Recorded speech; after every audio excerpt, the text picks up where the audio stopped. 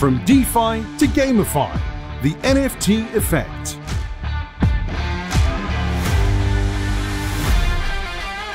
So thank you so much, Jay, who's going to be our moderator today. We've also got Jayden Sage, Jimmy Chen, and David Porter. So thank you, guys. And yeah, go ahead, introduce yourselves and what you do. Well, I'm Jay Moore, and I've been in video games for about 30 years. I've had 10 new ventures and exited for 2 in the video game space.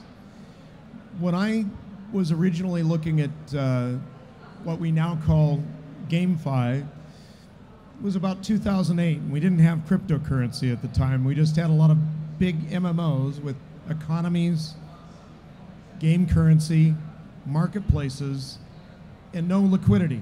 Hello everyone, my name is Jimmy Chan and I'm the CEO and co-founder of Ollie Sport. So I guess Jay here to my right, if you have the OG in the industry, I'm very much a young up-and-comer. So our project Ollie Sport brings the horse racing industry into the metaverse, right? So anything from the racing, breeding of horses, as well as other industry elements like owning farmlands, stables, as well as actually running a race course industry.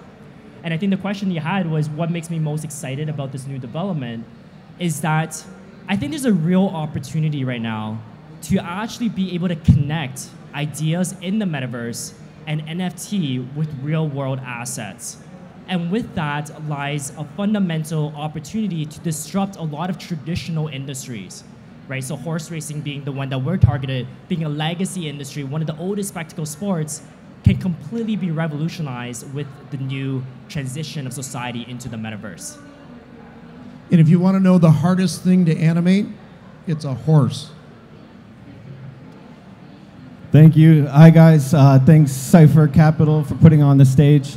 And so I'm David Porter. We have our Washington Elite Media brand. And we got into Bitcoin 2013. We helped develop a mining algorithm. And one of the best ways we realized to get our coins and to get more users and more wallets is actually gaming. And so we are really looking to partner with a few games that might want to use our coin. It's immutable blockchain, the good stuff that Bitcoin is made of. And as far as NFTs not being a major function in gaming, actually I think it's the most important. It's what people are going to be buying, and the game might come free, but the NFTs are going to be expensive. Awesome. Hey Bruce, brother. All right, so we know each other from Washington Elite from New York. So my name is Jayden Sage. I've been in this space since 2011, done everything, mining, advising, angel investor now. So the Phi in DeFi stands for financial instruments, instruments that are based off of a value proposition. Nowadays, we call that value proposition NFTs. Games in itself is an entertainment commodity that can now be applied financial instruments to. So what gets me excited the most is that traditional finance has a stranglehold on all applications that are derivative financial instruments, which are a lot bigger market than traditional finance. It's like a 100x market compared to 1 when it comes to traditional finance to derivatives market. Now, because of their stranglehold and regulations, you can't operate in that market. This is why DeFi has not taken over the world. The promise is there, but the delivery is insufficient or subordinate. But that being said, in the metaverse space, regulations cannot come in. Not in the same way, because regulation always lags technology, and metaverses are all about remaining cutting-edge technology.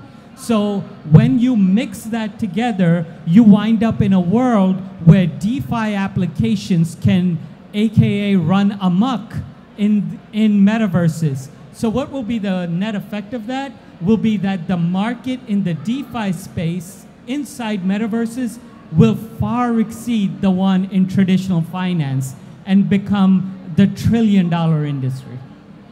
So you're basically saying discovery will happen in 3 space. For the markets that don't exist or aren't well addressed today. So when you're looking at the consumer experience, because games are supposed to be fun, and there's been some discussion up here about the fact that it should be play and earn, not play to earn, so you have a better user experience. But those markets that are going to open up, you're basically talking gamifying finance. You're talking about making it more fun and more engaging to be making your value proposition as a human.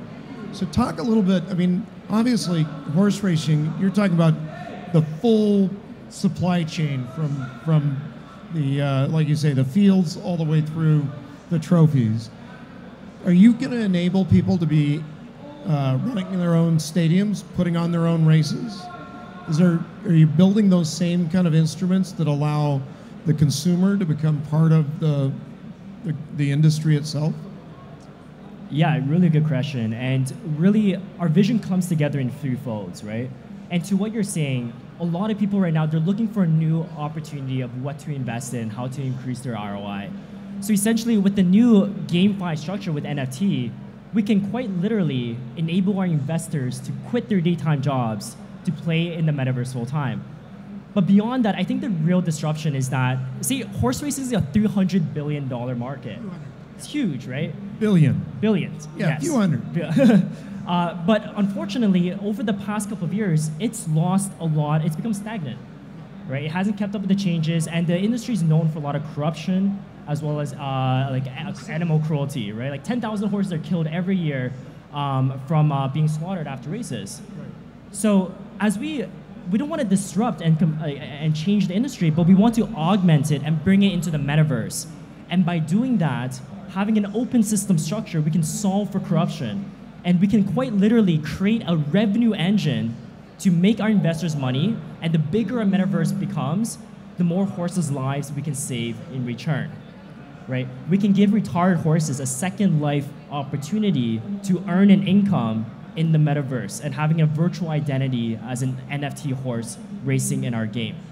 So kind of like freezing their DNA, you can actually let them have future life that's exciting. I think just exposing what you just talked about in terms of the travesty that happens with horse racing, that alone is making a better world. So, David, when you look at some of the markets that are opening up, you look at how games, you were saying it could actually empower you guys to have your coin taken farther. But what do you see some of the major opportunities as we democratize this gameplay experience and open up some of those new markets? I see the biggest opportunity will be having fun. There's a huge build out being done in Abu Dhabi, massive game center. There's going to be huge tournaments. They're going to be broadcasted worldwide. Of course, you and your friends will all be able to watch. It's amazing that kids are on YouTube Live watching other gamers game. And I never thought that would have been entertaining, but they spend hours on it. And so I think the biggest opportunity is the live gaming and building your reputation from there. People can really earn 6 figures in a day. I think the opportunity is live gaming. And you're talking about economic growth. We're looking at a lot of things heading into the metaverse, but obviously, a lot of people think of Ready Player One or some other, dystopian type headset environment. I really see that industry itself is going to be revolutionized by the metaverse, and it's going to have to be. There's a group called the Digital Supply Chain Initiative, and they're using Fortnite for the Gen Z guys to help with technology transformation amongst the guys that are deploying supply chain. What are some of the things you see, Jade, with building out this next round of economic development, as it were, empowered by this GameFi? Yeah, I think it's a mental state reshift, because when we started as humans, we had a blank canvas. We had trees, forests, and then we could just go to town and create whatever we want, cities, infrastructure, anything, bridges to cross rivers. So we built on a blank canvas. The metaverse offers you that same capability, but on a grander scale, believe it or not. because you're limited only by your imagination. Now, the other component of this is where I think people are getting a little lost, is that it no longer can be called gamify or game. The word game is the problem, because what is a game? If you're playing a game for a while, you develop skills. Those skills are marketable. Sounds awfully a lot like your career, your job. So what it really needs to be called is, instead of gamification, it's workification, if you will. So once you have a couple of pivots, mental pivots, then you can see that it's an opportunity to make money and attain your livelihood.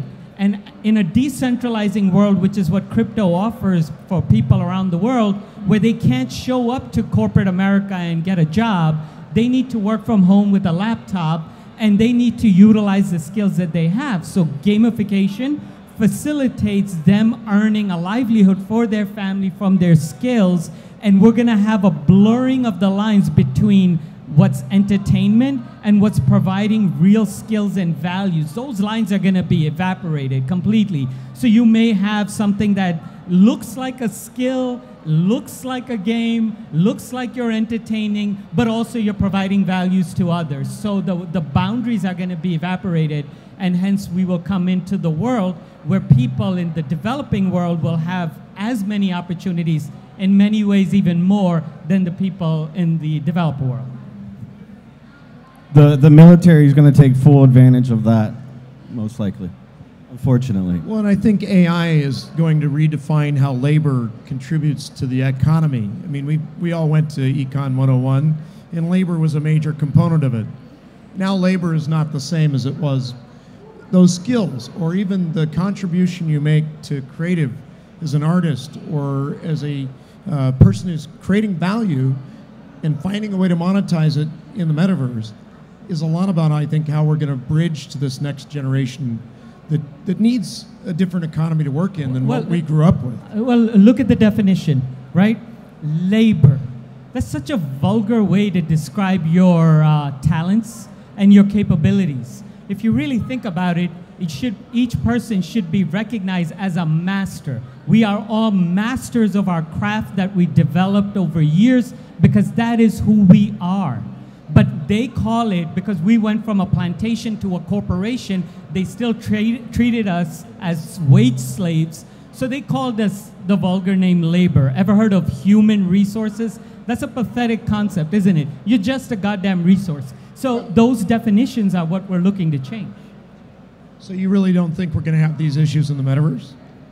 No, primarily because it won't be led by centralized corporations. It's power to the people. So the man's going to be taken out. We're not going to have exploitation of people. The man's going to be fractionalized and NFT'd into oblivion. You got that quote right here. Mic drops. Yes. So we started on democratization of basically play and getting it to a place where the consumer can actually have as much value creation as the game designer and developer, because they're contributing content, they're building out additional play experience. As you look at this next step, what do you think the major thing that's going to differentiate a great game in the metaverse for where we're at right now, getting to the next step? I mean, obviously, being able to bet on it is going to be part of it for you, but what else?